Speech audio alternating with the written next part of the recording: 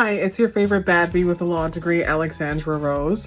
And I didn't even realize that this episode, The Manipulative Machinations of the Manosphere, is actually the 20th episode of Alexandra Unfiltered.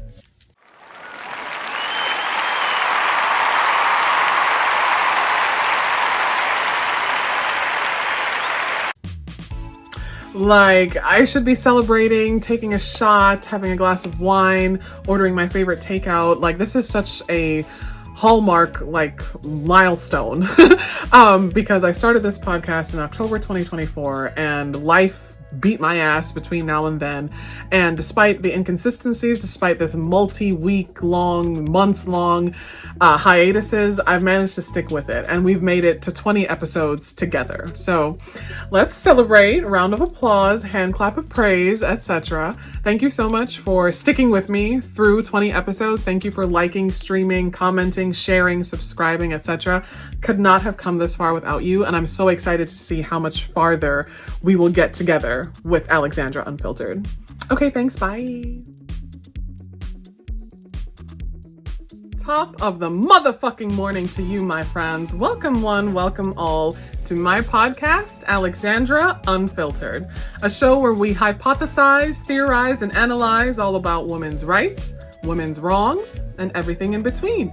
I am your gracious host, Alexandra Rose, a bad bee with a law degree, simply doing what I do best. Ranting, raving, whining, and complaining. And not necessarily in that order. I am here to lead you down the primrose path of patriarchal pitfalls, one step at a motherfucking time, okay? I am so excited that you've joined today. I have an excellent topic laid out for discussion. Before we dive in though, please don't forget to like and subscribe to this podcast wherever and however you are streaming, be it YouTube, Spotify, Apple, Amazon, iHeartRadio. I truly appreciate your feedback and I rely on that feedback to help me research future topics of discussion for future podcast episodes. Also, when you sound off in the comments, it kind of helps me feel like I'm not just screaming into the void. It helps me, kind of reminds me and grounds me that no, there are actual real live human beings listening to what I have to say. So please do sound off in the comments, like, subscribe, share, etc., etc. So you may find yourself asking, well, Alex, what are you so excited about today? Like, what's the big deal? I mean, like, what are you going to talk about that's different from everything else that you talk about? And man, oh man, do I have a topic for you guys today. Because today's topic is the manipulative machinations of the Manosphere. Ooh, very sinister, very scary, right? As always, I come with the stats and the facts because before I was a bad bee with a law degree, I was a bad bee with a sociology degree and an anthropology minor. As always, I have my handy dandy iPad, all right, ready to deliver some hard truths to you all, okay? Side note too, the iPad comes in very handy for things outside of my podcast.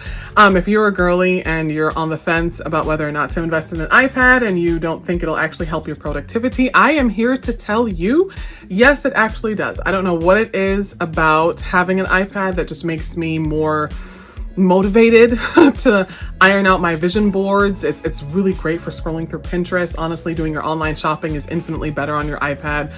I don't know what to tell you. And I say this as someone who has a whole Apple ecosystem, iPhone, iPad, MacBook. Something about the iPad just really chef's kiss. I 10 out of 10 recommend investing in one if you're a girly pop. If you're not a girly pop and you're a guy, I don't know what to tell you. Go fuck yourself.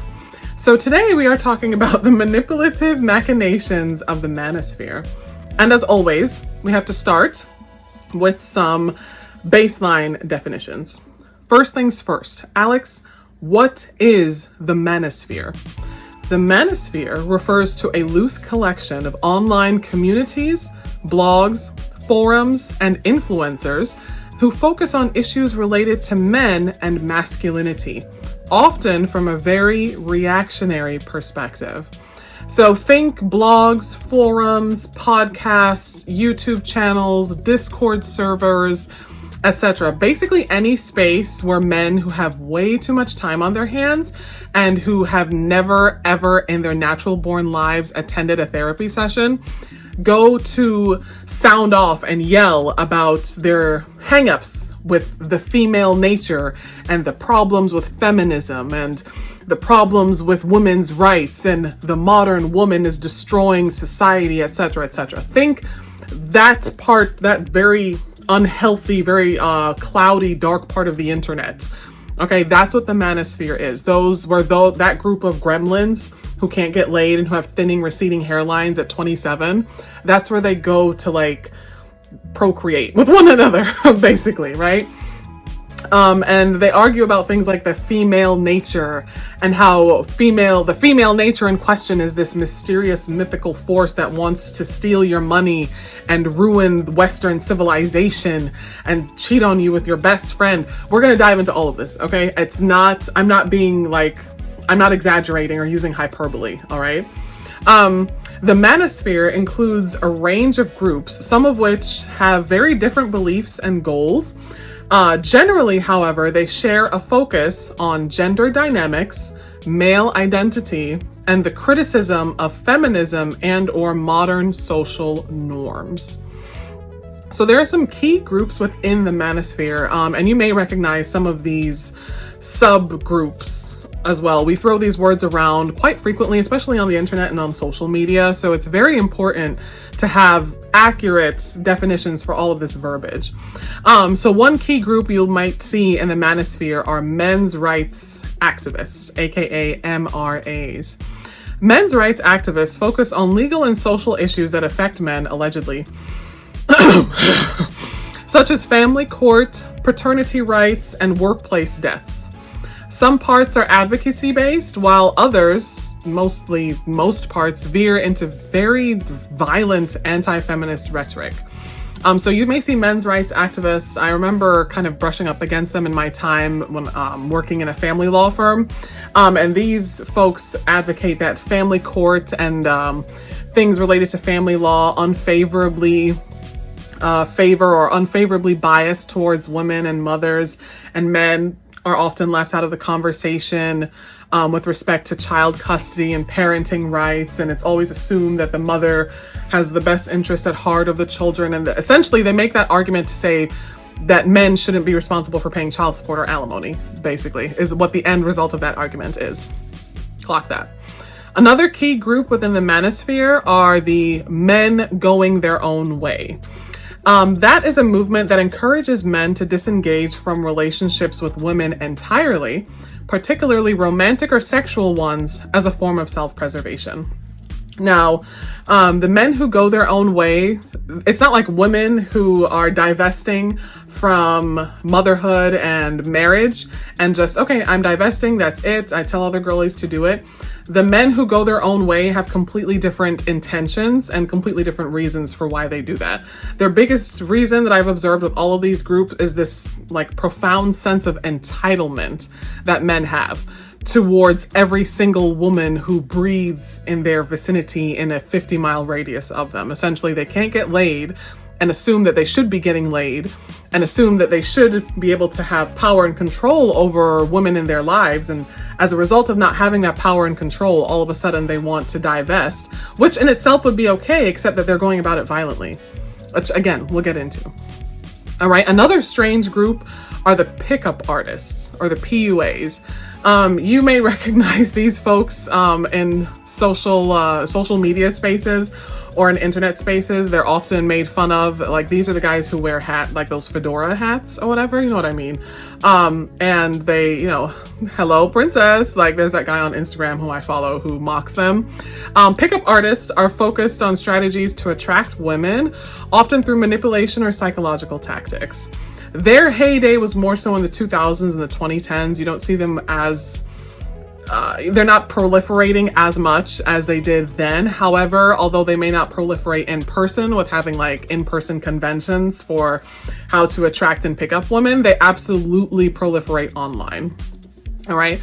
Another very, very well-known group within the manosphere are incels. The word incel stands for involuntary celibates.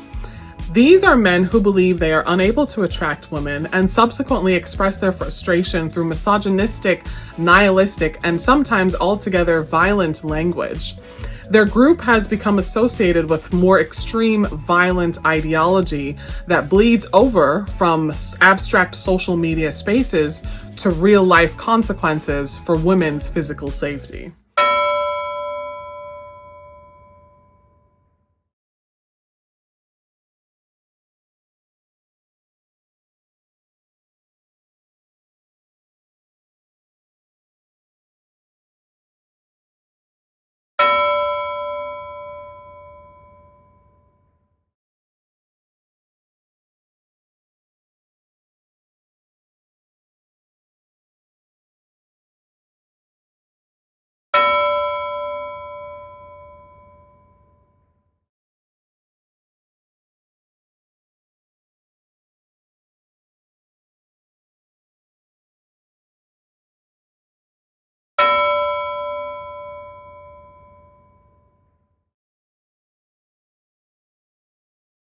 Safety.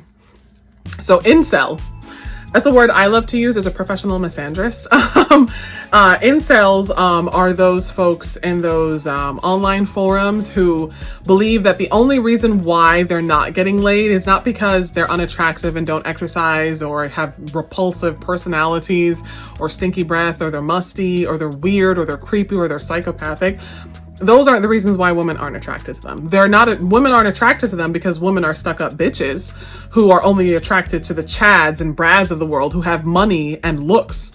And women, and just by our virtue, just by our very nature, we should only exist to have sex with men and have sex with whatever man comes across our environment, right? Like, we shouldn't have a choice or a say or any autonomy in who we give and share our bodies with and what we do with our reproductive organs or what we do with our sexual organs. Incels believe that they're celibate involuntarily rather than being celibate as a deliberate, intentional choice for spiritual or personal reasons. They're celibate by force because women are locking up our little sweet nookies, and throwing away the key, basically. We're keeping ourselves from them and they're suffering, basically. That's an incel, right? And then, of course, there's the good old-fashioned red pill community. Based on a metaphor from the 1999 movie The Matrix, this group claims to reveal hidden truths about gender relations and often embraces biological determinism, hypermasculinity, and anti-feminist views.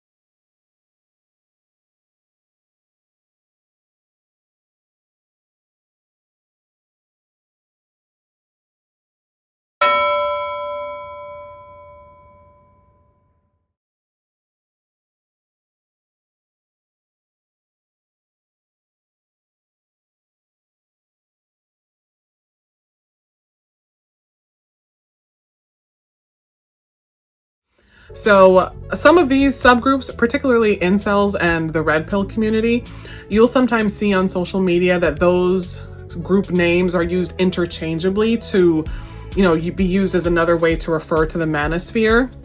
The manosphere is the umbrella term, right? And the red pill folks and the incel folks are subgroups underneath that larger umbrella of the manosphere.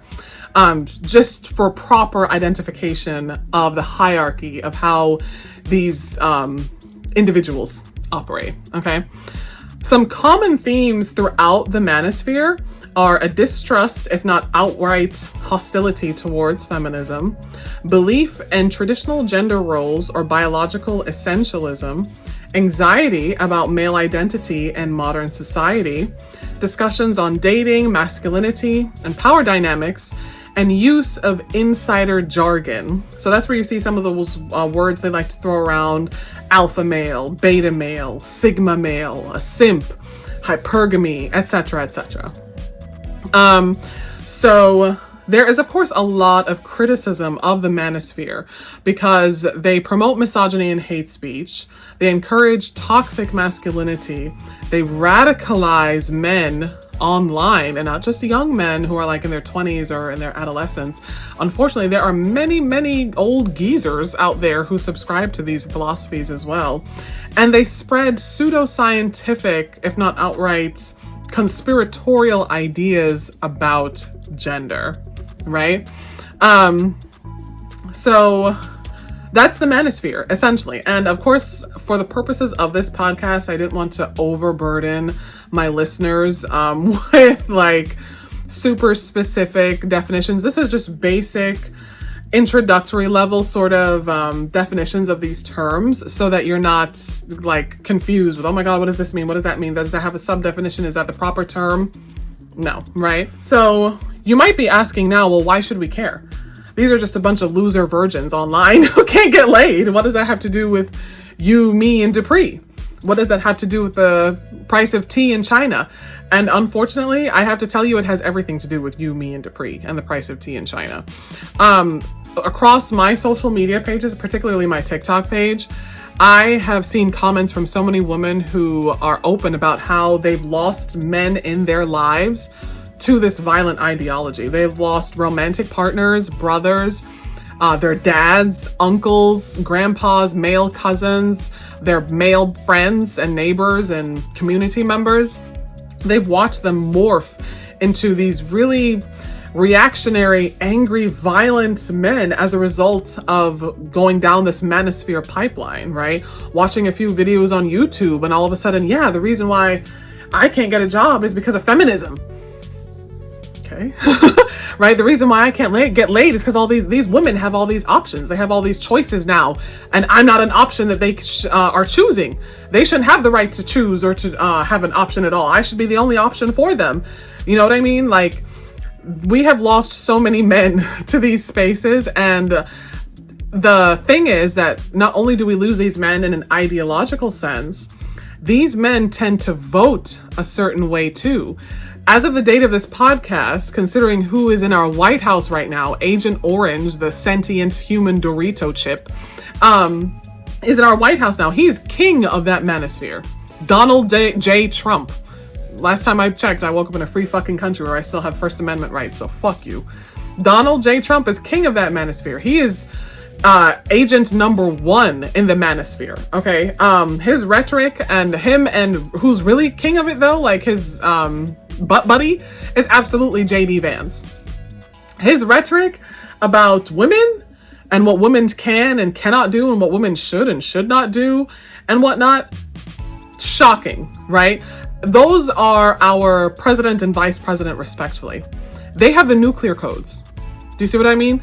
These ideologies don't just stop on a computer screen. They don't just stop in a podcast room. They don't just stop on an internet forum. Men carry these violent ideas out in real life. They vote particular ways. They enact mass domestic terrorism on unsuspecting populations. And if they don't do mass violence, they absolutely perform interpersonal violence on the women in their lives, their partners, their romantic partners, their children, the women who work with them or for them in workspaces. These ideologies have real life consequences for women. Okay, so that's why we care. And that's why I'm talking about it and bringing light to it, right?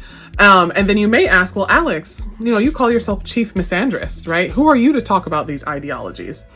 And while that may be true, I want you to point me to the pipeline of women like myself who are child-free, single misandrists who also go out and commit acts of mass violence, such as mass shootings or bombings of public places.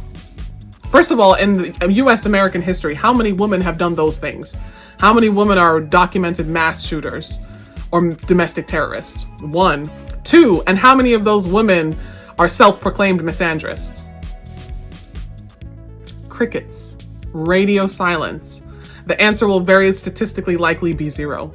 Do you know how many men who identify with this ideology who then become mass shooters and domestic terrorists and domestic abusers. That's the difference.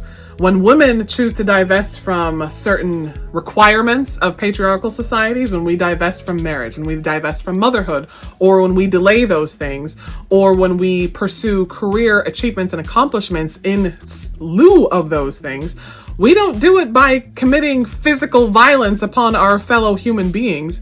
And we don't do it by voting for harmful ideology either. Because what these manosphere adhering men fail to realize is that you voting for someone like JD Vance and Trump, yeah, they may go after women and that may satisfy your misogynistic desires for the time being. You know who else they're going to go after? Your poor ass. The women and the black people and minorities are like their test groups for testing out very oppressive legislative policies. If it works on us women and it works on us black people and it works on minorities and people of color and immigrants, then you're their last frontier, Mr. White Man, who's angry typing in his mom's basement. You're the last frontier. What do you think they'll come for next? Your First Amendment rights, your voting rights. Once upon a time, only wealthy gentry men of nobility were allowed to vote in this country. Okay. Your work rights as a worker. So your labor and employment rights that you have under the law, right? So, I've said before that the patriarchy hurts everyone. And I know it falls flat when I'm talking to men who are extra patriarchal, because honestly, they really don't care. But I want you to care, because it absolutely does hurt you, and it shouldn't, right? Because the patriarchy also says that you have to be this hyper masculine alpha male all the time, right? And that if you actually are a human being, or if you care about human beings and treat women and other children like human beings, and you're not worthy of adoration, you're not worthy of love yourself, and that's an ideology you want to subscribe to, one that harms you in the long run, and you want to vote for officials who also harm you in the long run after they're done terrorizing women, then they start terrorizing you because you're not wealthy. You're not part of the billionaire class. You're not born into a well-connected, politically powerful family. There's nothing protecting you except your dick and your balls and your manhood. That's all you have, and they'll come for that eventually too. Elon and Musty was at one point mouthing off about how, we actually don't need to have sex as human beings to produce children. We just need the egg from a woman's body and the sperm from a man's body. We can put it in an incubator and the machine can grow a human being. And we really don't need to copulate to get that done. Terrifying what those implications have for us, right? That is why we should care. The manosphere harms women in a variety of direct and indirect ways, socially, psychologically, politically, and physically. Okay? The manosphere spreads misogynistic ideology. Many parts of the manosphere promote harmful beliefs about women, including the idea that women are inherently manipulative, shallow, and inferior, that women use feminism as a tool to oppress men, and that women's primary value lies in youth, beauty, sexual availability, and our ability to procreate, basically make children. Those beliefs ultimately dehumanize us as women, reducing us to stereotypes and stripping away our agency and complexity. The manosphere also influences young men online. Manosphere content, especially on TikTok, YouTube, and Discord, targets teen boys and young men. This simply reinforces toxic masculinity, undermines respect for gender equality, and normalizes control and even abuse in relationships. Girls and young women are often forced to deal with peers who have been radicalized into thinking that we, girls and women, are enemies and trophies at the same time. And that's the kind of conundrum with this. These groups of men view women as trophies to be possessed, controlled, and displayed. But by the same token, we're also the enemy just by our very existence, right? These men are supposed to be patriarchal leaders whom we're supposed to submit to. Okay. But by the same token, we can't expect these leaders that we have to submit to be actual leaders. We're not supposed to expect them to look a certain way, to be educated, to have a fucking job, to be able to provide financially, right? I've said it before on my social media pages and stuff that what these men want in these manosphere spaces, they basically want to be submissive. They want women to be submissive providers. Like oxymoron of oxymorons, right? We're both deified and pedestalized and dehumanized, but the very things that we're deified for are the very things that these manosphere men make or demonize, right? Our sexual reproductive, our sexual organs and our reproductive organs are things to be, are mythical things that we use to manipulate and coerce and control them. But without those very same things, they have nothing by which to prove their masculinity to other men. Like if they couldn't control and manipulate a woman or abuse a woman in a relationship or have sex with a woman, then how else would they be able to prove that they're a man to their other male friends? You know what I mean? Sometimes I want to ask these manosphere dudes, like, if you hate women that much, why don't you just leave us alone and go be with your bros? Like, just go be with other men. This is 2025. You set the tone for what's acceptable and what's not acceptable. If being with women is no longer acceptable because we just suck so freaking much, then leave us the fuck alone. Stop trying to legislate our bodies. Stop trying to control our movements and just go live your life like women do, become cat ladies and whatnot, and become dog moms and shit. We leave y'all alone when we don't want to have anything to do with you guys. Why can't we get the same luxury in return? Something else the manosphere leads to is harassment and doxing.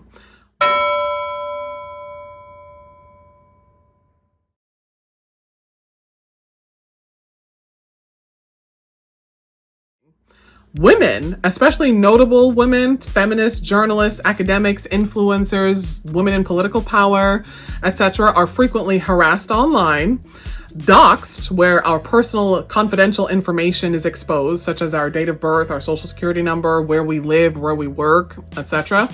And we are often targeted with coordinated hate campaigns from manosphere groups. This creates what is called a chilling effect on women's speech, especially in public and professional spaces.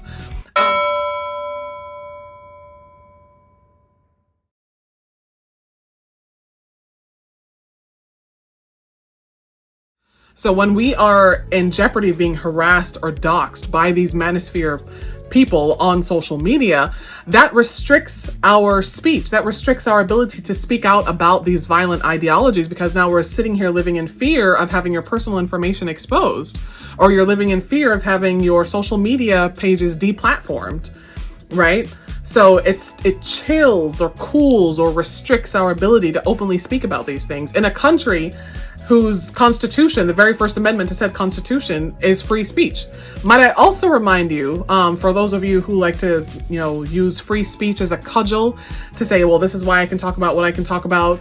I can be racist, I can be sexist, etc.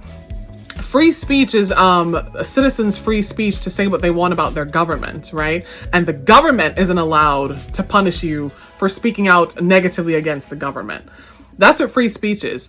It's not free speech for you to freely speak out to me, a black woman, and be sexist and racist towards me without consequence. That's not what free speech, no, that's not what free speech is. So if you actually read the Constitution, or like actually read the First Amendment, or I don't know, went to fucking law school like I did, you would know that, babes. But you don't, because you are functionally literate. And when you read something, you have to read with your finger under each word out loud, and you have to sound out the words. And hooked on phonics was something that passed you right on by in childhood. The manosphere also fuels real-world violence. There have been multiple cases where men radicalized in manosphere spaces have committed mass shootings, assaults, domestic terrorism, and other violent acts, often explicitly targeting women. A couple of examples include the 2014 Isla Vista killings by Elliot Roger, and the 2018 Toronto van attack inspired by incel ideology. And those are just a couple of examples directly related to manosphere groups. I would dare theorize that mass shooters who publish like manifestos on their creepy online blogs and forums and whatnot before they commit their mass acts of violence, a lot of their hangups come from the fact that they're lonely and can't get laid. They openly opine about those things on their social media pages, and in their online blogs and forums and whatnot with their fellow I can't get laid bros, right? So if we really were to look at the big picture of mass violent acts, either those men contribute or believe in the Manosphere ideology, either they're members of some Manosphere space on the internet, or or they just believe that they should have access to women, and that's the reason why everyone has to die, basically, right?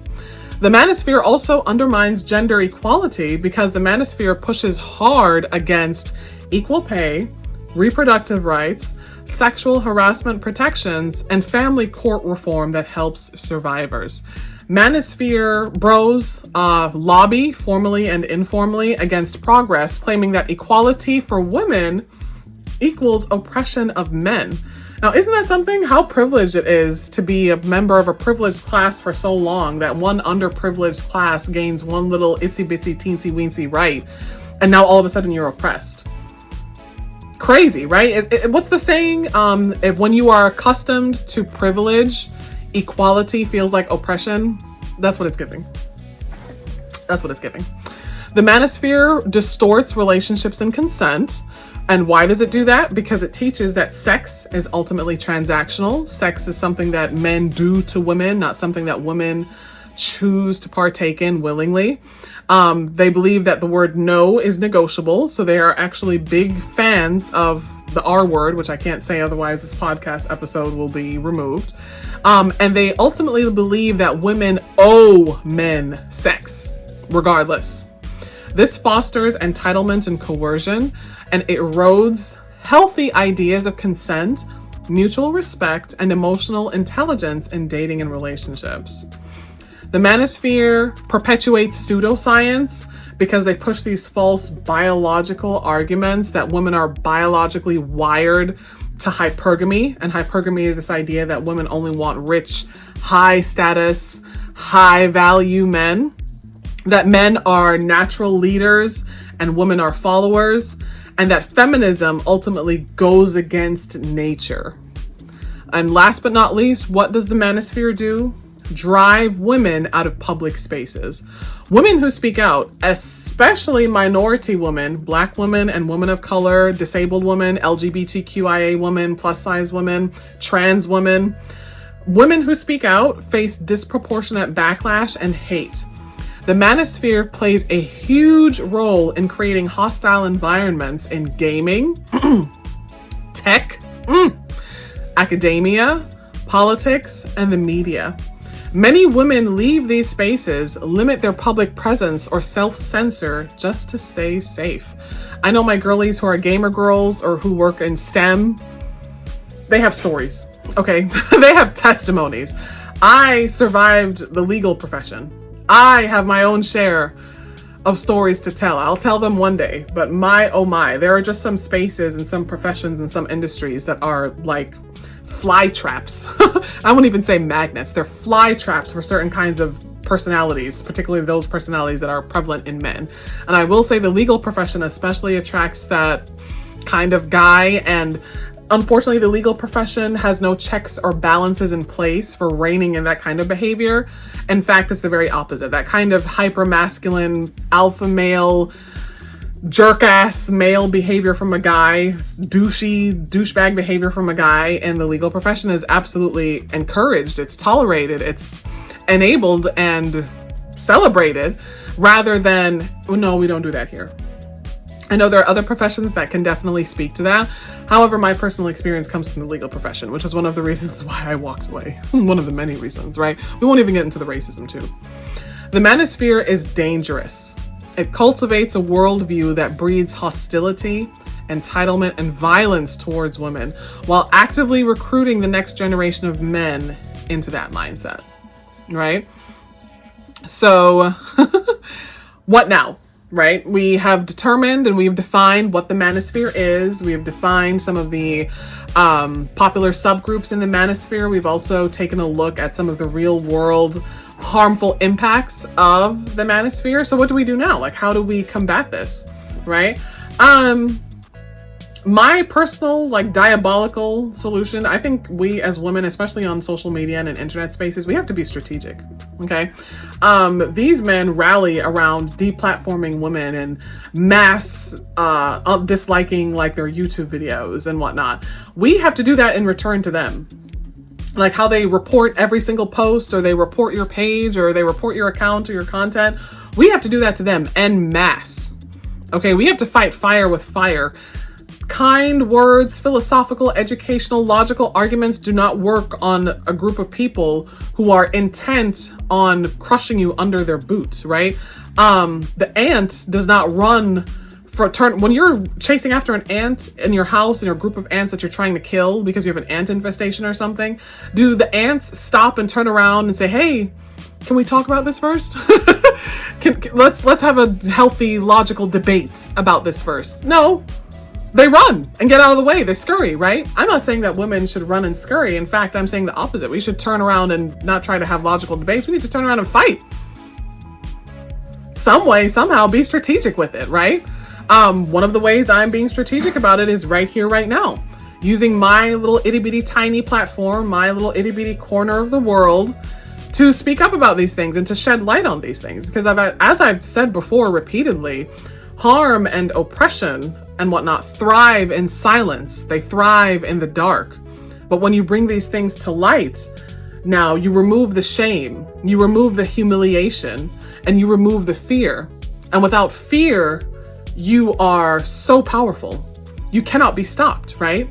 So that's one way. Feminist creators and educators on social media, like myself, are reclaiming these platforms, Discord servers, TikTok, YouTube, other social media pages, to counter manosphere narratives with fact-based, empowering content, right? Creators like myself debunk, educate, and call out, often with way more grace than the manosphere deserves, and I don't do it with grace. Fuck you. I absolutely believe in fighting fire with fire. You're gonna, like, what are we talking about? You are saying that I am not a human being, and that as a result, I don't just deserve things like rights and autonomy. I'm not gonna fight that with, well, I understand where you're coming from, but I don't understand where you're coming from. Fuck you and where you're coming from.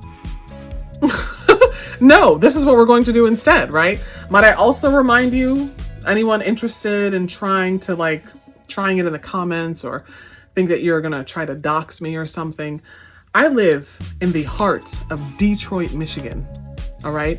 I am a Jamaican expatriate living in Detroit, Michigan, on Detroit's west side, aka the best side. And I am also someone who loves all of the amendments to the Constitution, but my personal favorite is the Second Amendment to the Constitution. I shoot back. So diabolical, so diabolical. So fear is not a word in my vocabulary. You know, don't let my girly pop aesthetic fool you. You will meet your maker if you try it with me. Anyway, books and thought leaders are also another way that we combat the manosphere world. Feminist authors are digging deep into masculinity, gender politics, and the backlash to feminism. Notable works include Men Who Hate Women by Laura Bates. I recently finished that book. I strongly recommend it. It's one of my favorite reads because Laura basically did a long-term anthropological study in infiltrating those groups online, pretending to be a man. Eye-opening, if you can stomach it and get through it. That book is a full expose on how online misogyny spreads and radicalizes men. There's also Entitled, How Male Privilege Hurts Women by Kate Mann. This book is a philosophical breakdown of male entitlement in everyday life. Another good example is For the Love of Men by Liz Plank. This book advocates for healthier, more liberated masculinity. These books and others like them are educating readers of all genders about the dynamics driving online hate and how we can resist it. There are also mental health and masculinity reform movements taking place that are being led by men in response to these manosphere bros. Feminist-aligned men and allies are building constructive alternatives to manosphere ideology by helping men unlearn toxic masculinity, embrace vulnerability, and develop empathy and deep emotional intelligence. Some examples of these movements include the Good Men Project, which is an online platform challenging narrow ideas of manhood; Man Enough by Justin Baldoni, a podcast and book series inviting men to explore identity, fatherhood, vulnerability, and allyship. Although, side note, I understand Justin Baldoni is currently embroiled in a legal battle with Blake Lively, as Blake Lively accused him of sexual harassment on set of the movie they filmed It Ends With Us. So, asterisk there for the time being. There's also Therapy for Black Men, which is a group that provides mental health resources for Black men who are very often left out of mainstream and manosphere conversations. Because that's the thing, the manosphere, as much as it's man-hating, please do not be confused or misled. They are also very much racist too. Okay, you get two for the price of one. All right. As Black men, I've read reports as they've left those contents, those spaces, they realize how racist they were, in addition to being sexist. Clock that. All right. There are also digital safety and anti-harassment organizations such as Right to Be, formerly Holla Back, which offers digital self-defense workshops and bystander intervention training. The Center for Countering Digital Hate, or the CCDH, which tracks and exposes hate networks online, including misogynistic influencers. And the Women's Media Center Speech Project, which researches and reports on the silencing of women in media and online. Last but not least, there are intersectional feminist movements led by trans women, indigenous women, disabled women, and Black women who are doing critical work that often goes ignored in mainstream conversations. But this work directly counters the manosphere's most hateful narratives. There's the hashtag Say Her Name, which uplifts the stories of Black women and girls harmed by state violence. The UK-based Sisters Uncut, a direct action feminist collective fighting for survivors and against austerity. And the Nap Ministry, created by Trisha Hersey, a radical Black feminist framework that rejects grind culture and advocates for rest, healing, and liberation. So as you can see, these are not just responses to misogyny, because the misogyny in these manosphere spaces is reactionary. So we're not reacting to the reactionary with more reactions. Basically, we're reimagining what liberation can look like, what it will feel like, what it will actually be like for all people, right? Because if you are a man and you find yourself slipping down this slippery slope of manosphere content, because it just makes perfect sense. Of course, that's why I couldn't get that promotion at work, because the bitch Laura got it over me, and I bet she slept with Bob to get the promotion over me, and now I'm not earning as much as I could be, and I'm struggling to pay my bills, and I'm struggling to travel and live the life that I thought I'd be living as an adult man. And yeah, I can't get around, or I can't get a girlfriend, and I'm just sitting here at night crying myself to sleep, lonely as hell, drinking the pain away because I don't have a partner. It's because all these women have all these rights now. They have all these choices and all this freedom. And if they didn't have any choices, they wouldn't have a choice but to be with me. And that's why I feel so angry and depressed and lonely. You know what I mean? The manosphere content to someone who is vulnerable because they're experiencing just regular life challenges, manosphere and misogyny and other forms of hate always look like just the right answer. It always looks like the perfect answer. The manosphere just comes to these men and these teenagers and these boys and says, I see that you're suffering. I see what you're going through. I have just the thing. I have the cure. I have the answer.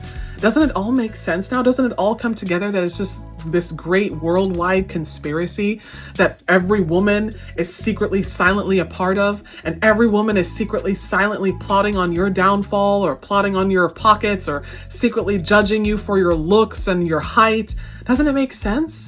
It all just comes together. That is how any kind of hate content appears to someone who is susceptible or vulnerable to listening to it. And that is exactly why it is so easy to radicalize these men and these girls, right? I'm not giving, not men and girls, excuse me, these men and these boys. I'm not giving them a pass because, as women know, we have experienced centuries of vulnerability. We've experienced centuries of being able to be susceptible to certain hate ideologies. And yet and still, we don't make up the large groups, we don't make up the numbers of all these hate groups. They're mostly fueled by men, almost always. Any hate group that's, whether it's based on gender hate or racial hate or LGBTQ hate, the lion's share of the members of that group are always going to be men somehow. I don't know why, right? But women, we've experienced centuries of oppression as a result of patriarchal structures and religions and economies and societies. And we are not domestic terrorists and mass shooters. So I'm not giving these men in the manosphere a pass by any means necessary. Rather, I'm speaking to one who may be on the fence about diving headfirst into the red pill incel ideology, or, I don't know if this is actually right. Does this really make sense? We just, women are just the reason for every fucking thing.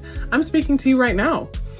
No, women are not the reason for anything. And no, being violent towards women certainly will not solve your problems. It'll get you locked up in prison, and then you'll have to deal with men in prison.